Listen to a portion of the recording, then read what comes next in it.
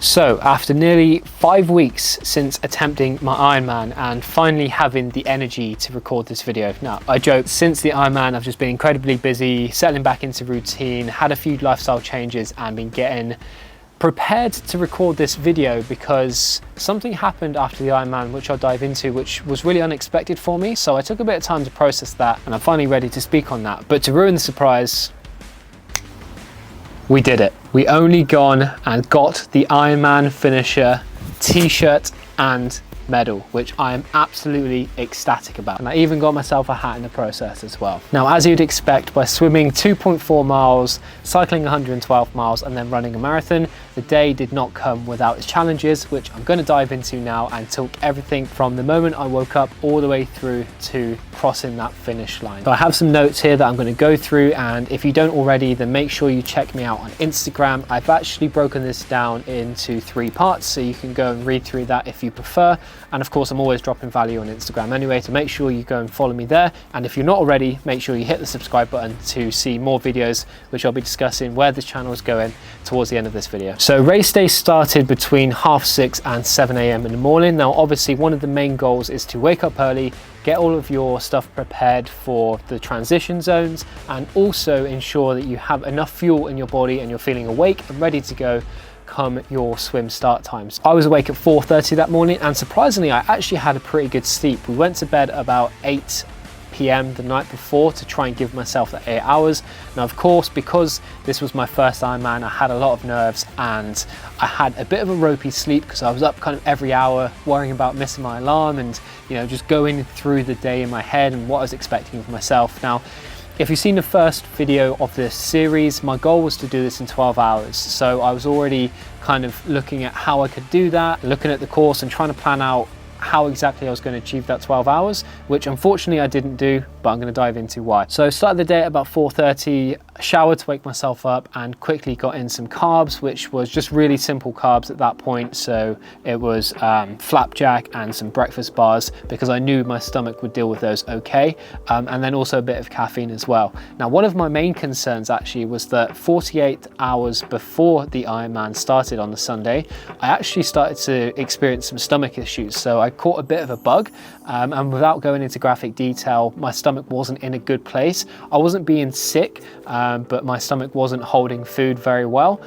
So obviously this was a massive concern for me because everything else to this point was pretty much really dialed in terms of my training, in terms of my mindset, and then just the stomach bug came about. But luckily, on the Saturday, from the afternoon onwards, my stomach felt fine. So I knew at that point I was going to be okay. But how that did hinder me was the carb load prior to the event. So that didn't go 100% to plan because I wasn't able to stomach as many foods as I want to, specifically the carbohydrates.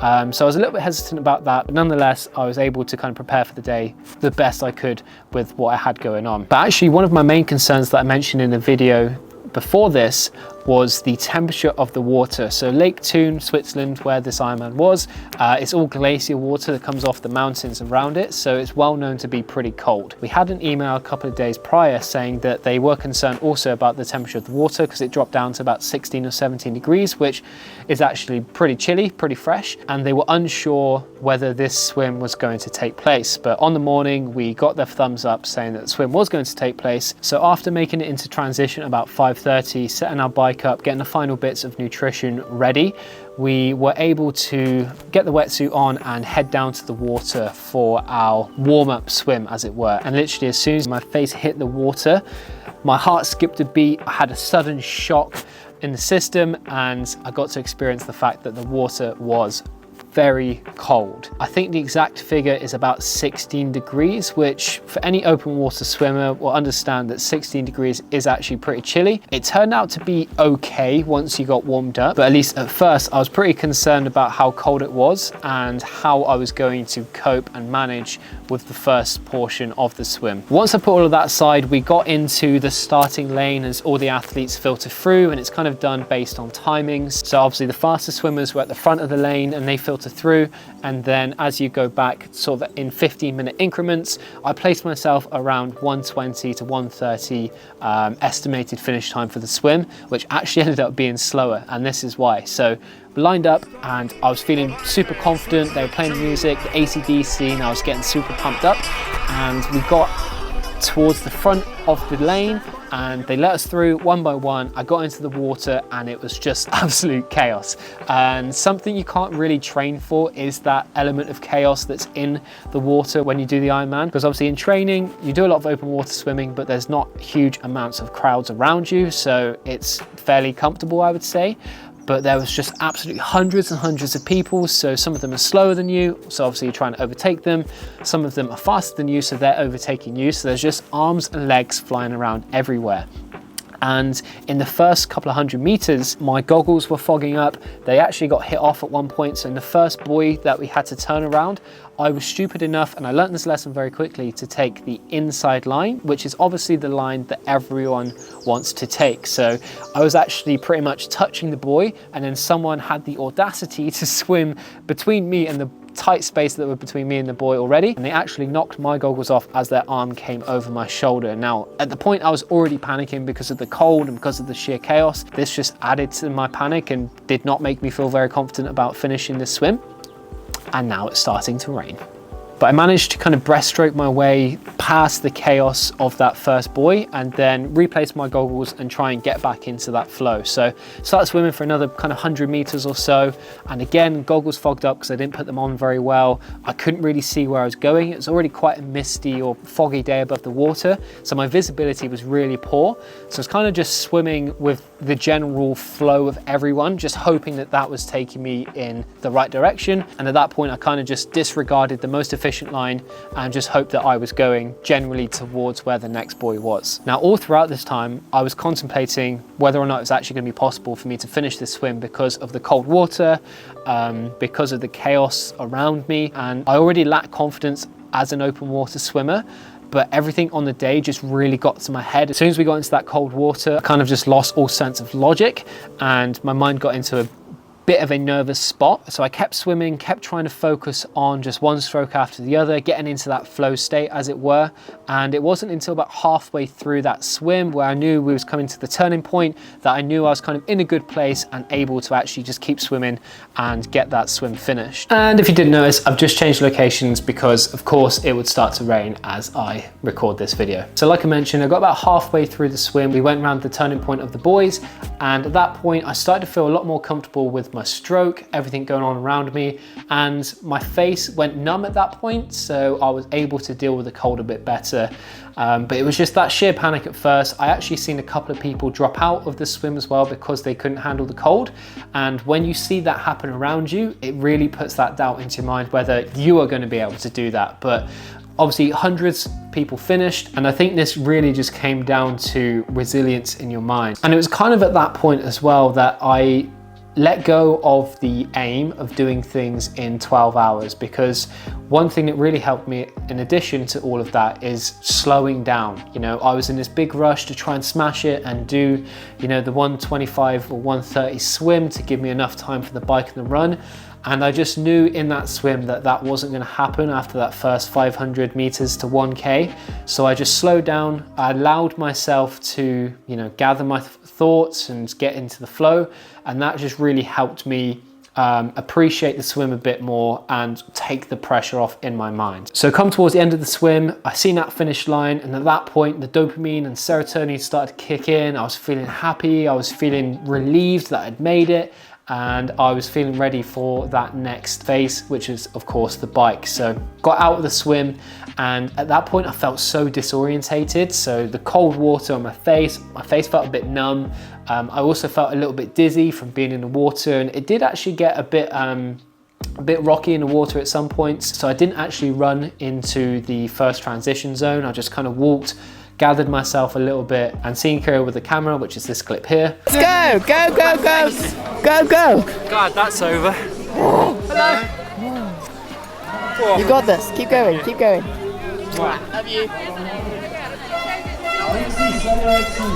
And again, because I had lost sight of kind of aiming for 12 hours, I was just taking my time in transition, and to be honest, the transition zone was a complete mess. So one of the things they were aiming to have in a transition zone, because they knew about the cold water and the bad weather on the day, was hot soup. And I walked through, they gave me my cup of soup and I sipped it, just waiting for this warmth to get into my body and stop the shivering, and it was cold.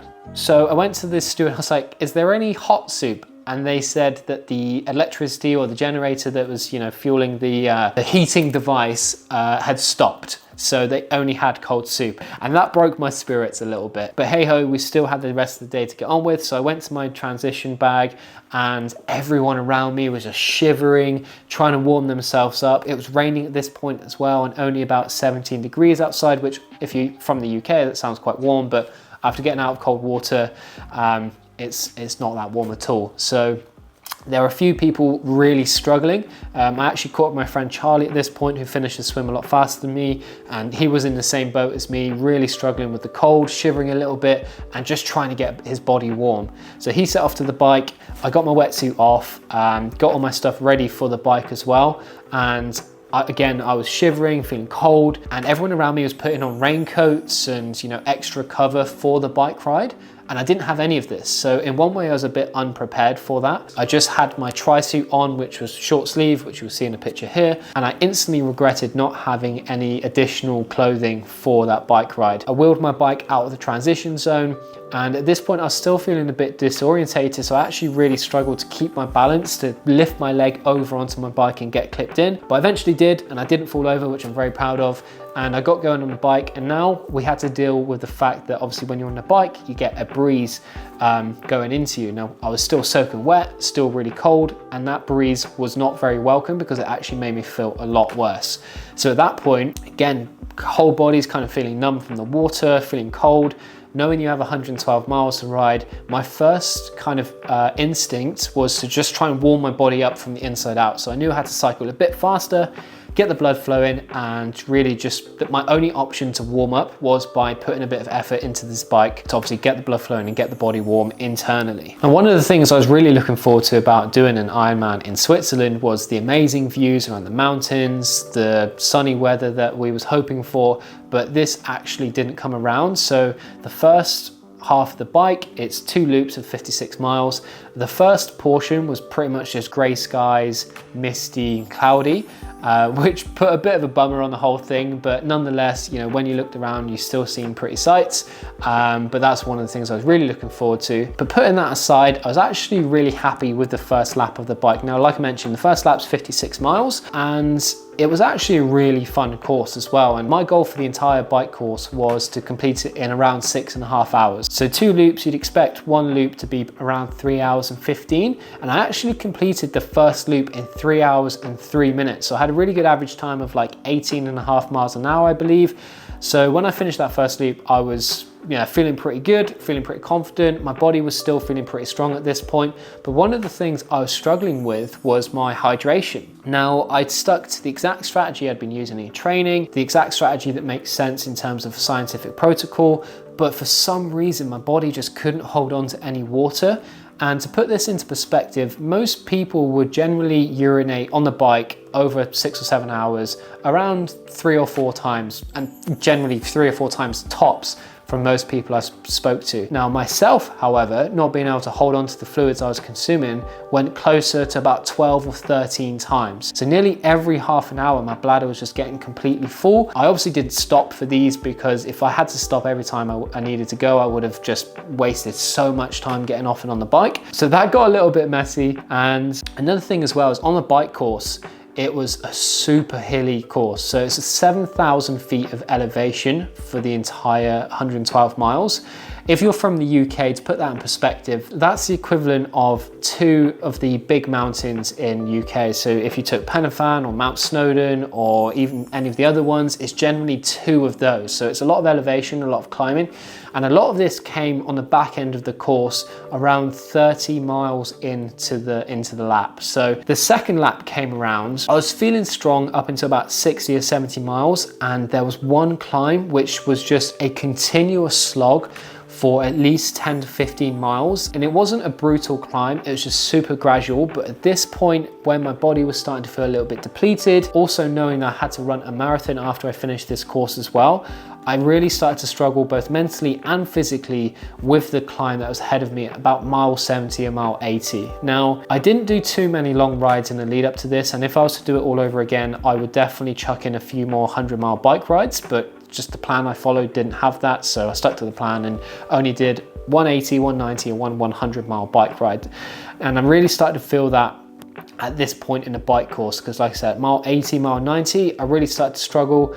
I kind of lost that mental drive that you generally need to kind of dig deep at that point. And I think that's for two reasons. One, because I was kind of in unknown territory. I didn't really know what to expect of myself and how much I would realistically be able to push at that point without bonking. And secondly, I knew I had to run the marathon afterwards. So I was really just trying to reserve that bit of energy I had at that point for what I was about to do on my feet. And another point I struggled with as well is the fact that it's actually quite a lonely experience when you're on that bike. Yes, you've got kind of people going past you and you're going past people as well. And there's generally people around you, but you're not really stopping too often to have conversations with them because everyone's at their own different pace. There's not really that many supporters around the Swiss mountains. You are obviously cycling through some crowds every now and then, but as a whole, it's quite a lonely experience, and you really start to feel that towards the later stages of that long bike ride. And then one last area I struggled with towards the end as well was like the discomfort of just being in that position. So I started to really chafe and get some serious saddle soreness, which I won't go into detail about, and unexpectedly as well, my knees started to get sore, which kind of concerned me a little bit, obviously with the marathon coming afterwards. But these two things together made being in the aero position really uncomfortable. So the last 20 or 30 miles I didn't really spend in aero position at all because of that saddle soreness mainly, and leaning forwards into that position just made that soreness even worse. So with all that being said, in comparison to my first loop, the second loop was much slower at like 3 hours and nearly 40 minutes, which made my total bike time 6 hours and 42 minutes. Now, my goal was to kind of do that around 6 hours 30, so I wasn't too far off, but I know that if I trained with longer rides, I definitely would have been closer to completing that in well under 6:30, especially with my first loop being closer to just 3 hours. And that being said, it's not like I even went too fast in that first loop as well. I was fairly reserved. I didn't attack too much, so it wasn't even the first loop that ruined me for the second loop. It was just that stamina and that endurance coming into that last 20 or 30 miles of that bike ride. So we made it into T2 and my legs were feeling pretty good off the bike, to be fair. Obviously got myself off, didn't fall off again, which I was really happy with, and I was generally feeling pretty good about everything. Obviously all the food and everything I consumed on the bike was starting to build up in my stomach, so I did take a little bit longer in T2 than expected.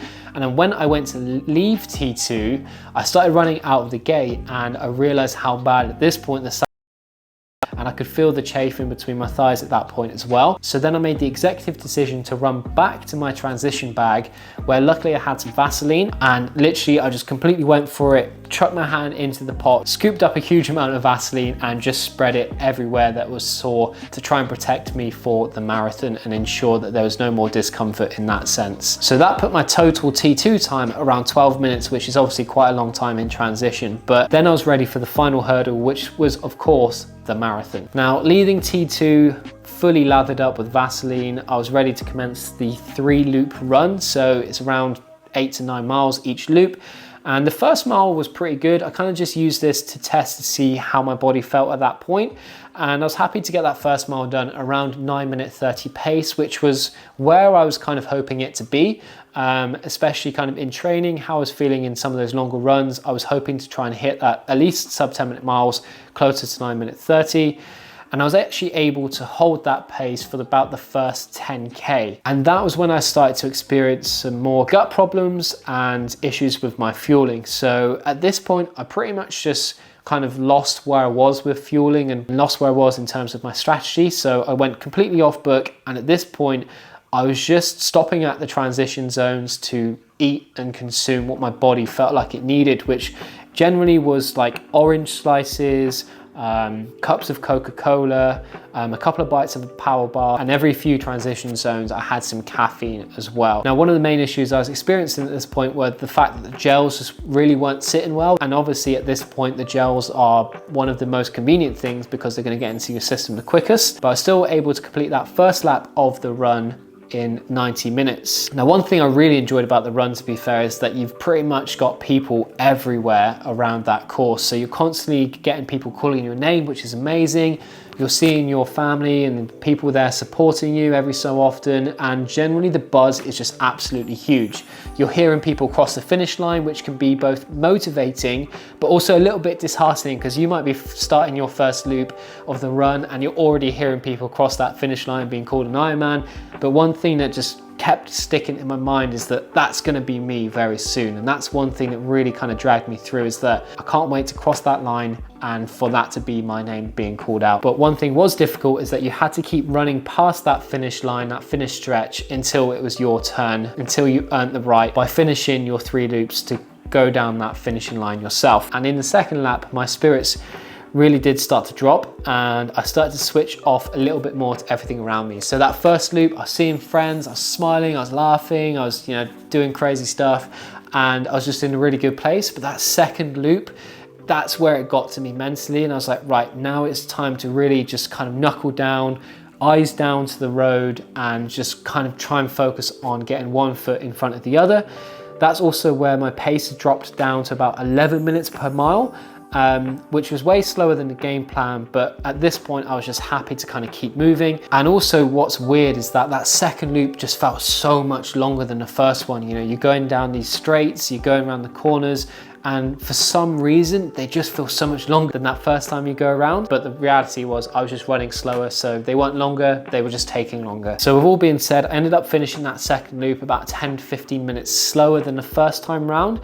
And at this point, I actually gave in to just walking at certain points to try and ease the pain, because obviously at this point it really started to hurt. And I was also just in complete unknown territory. I'd only run around 18 miles tops in training, and that was the day after cycling 100 miles. So I knew at this point, as soon as I hit about 18 miles in the marathon portion, it was completely unknown where my body would be, whether I'd be hitting that wall, whether I'd be completely bonking, whether I'd be able to finish or not. And I was just completely unaware of what to expect from myself next, both mentally and physically. All I was trying to focus on at this point was not stopping. So even if I had to slow down into a walk, I'd kept walking.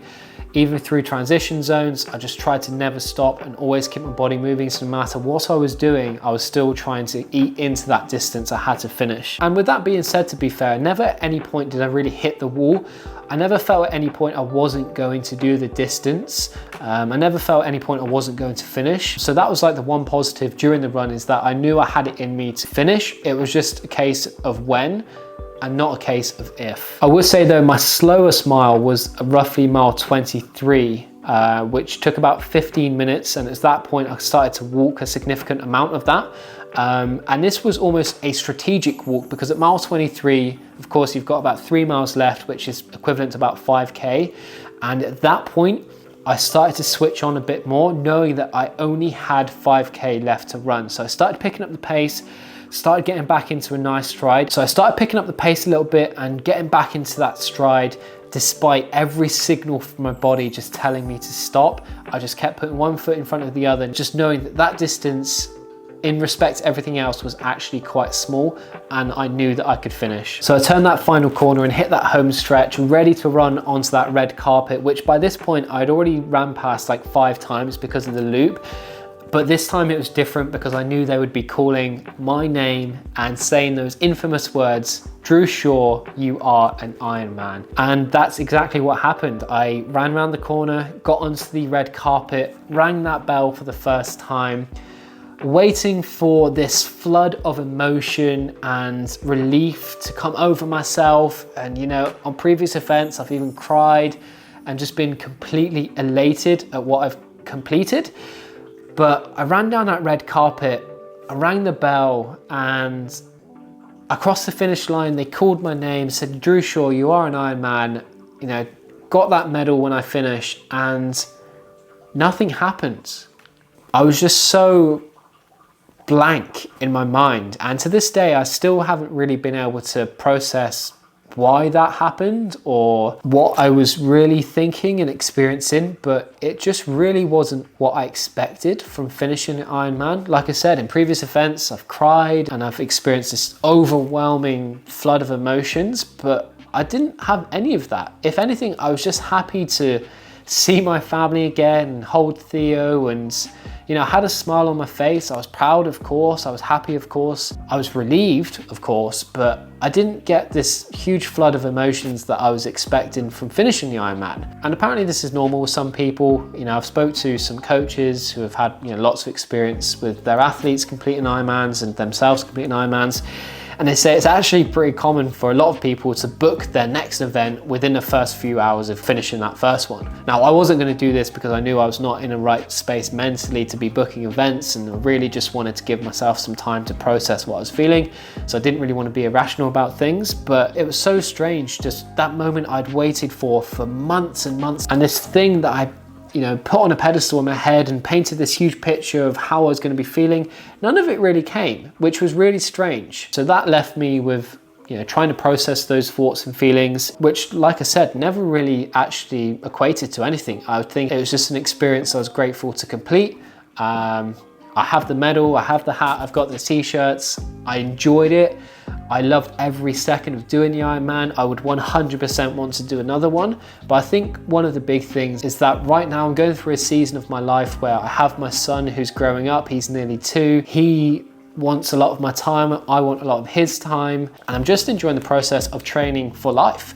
And that brings me on to the question of what's next for me. Now, I was very close to actually committing to a 100K Ultra in September. But with heavy consideration, I'm not actually going to do that. Now, the reason being is that I want to give myself more time to enjoy the fitness I have right now in whatever shape or form that looks like, without committing myself to a big event. That's not to say that I won't do the 100K later on in the year maybe, or even next year. But right now, I'm enjoying the fitness I have and just being able to say yes to any opportunity that comes up, whether that's a hike with friends, whether that's going for a high rocks or doing a high rocks based session, doing the local run, just going for a bike ride when the weather's nice. I'm enjoying using that for life. And right now, I don't want to overcommit myself to more fitness experiences. But one of the big areas I'm going to focus on now is building up my coaching business once again. So a couple of years ago, I took a role in building up a gym business, a bricks and mortar business with a partner. And I finally stepped out of that business knowing that that is not where I want to commit myself to. And my real passion lays in helping other people like yourself complete big events, take their mental resilience to a new level, build their confidence in their physical and mental performance, and be able to say yes to more opportunities like you've seen me take on with this Ironman series. So I'm really proud to announce that I'm now taking on new clients for the Ignite Performance program, and I'm really excited to be taking that to a whole new level in these coming months. So if you've been sticking around for this Ironman series, firstly, I just want to say thank you, because I've had so many people message me and comment on these videos and reach out to me saying how much they've been inspired or how much they've enjoyed this series, which just means a huge amount to me. I'm really looking forward to taking this YouTube channel to a whole new level and showing you guys more of my life experiences in the realms of fitness, in the realms of lifestyle, and just with everything that I do. So I want to take you guys on that journey. I want to provide more value to you and help you take on more experiences like what I've just done, whether that's in the form of a 5K, a half marathon, half Ironman, full Ironman, ultra marathon, whatever that may be. I want to help you guys, and I want to share what I've experienced on this journey, not just in this Ironman, but also in all the other events I've done and all the events that I may continue to do, and with all the athletes I help complete similar things as well. So I hope you can stick around. I hope you've enjoyed this series, and I hope I can help you even further, whether that just be through these YouTube videos or by you clicking the link below and reaching out to me so we can work together directly. I want to build a real community here. I want to help other people. I want us to achieve great things together. So like I said, if you haven't subscribed already, make sure you do hit subscribe below. I want to take this channel to great places in the future, and I've got some really exciting plans which I will be mentioning, and potentially some really big things coming up within the next year or so, and I hope you can stick around to see those. So thanks again from the bottom of my heart for sticking around. I really hope you've enjoyed this Ironman series. Thanks for watching this video. Thanks for being part of this journey. I was definitely thinking about all of you people watching this as I was going around that course, and I can't wait to share whatever comes next on my journey. So thank you so much, and we'll see you on the next video.